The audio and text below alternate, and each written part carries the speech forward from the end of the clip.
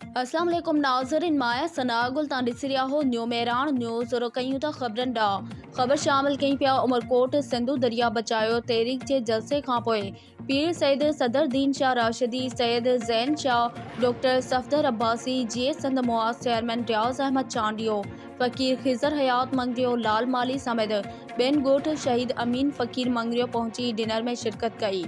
इन हवाले सां तफ़सील मालूम कंदासीं यूसुफ आस्कर मंगरियो खां। जी यूसुफ, कहिड़ा तफ़सील आहिनि, आगाह कजो।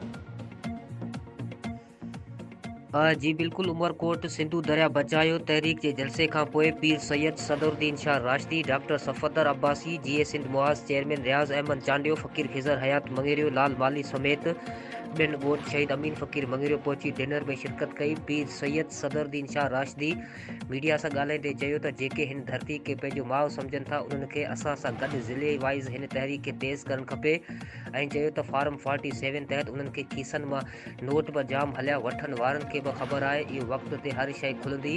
सिंध जी आवाम ऐं पाकिस्तान ॾिसंदो केरु मुलविज़ हुआ। कंहिं आवाम जे वोटनि ते धाड़ो हयो उन जो अज़ाज़िलो ज़रूरु थींदो। वक़्त जी तक़ाज़े खे ॾिसबो इंतज़ारु आहे असांखे।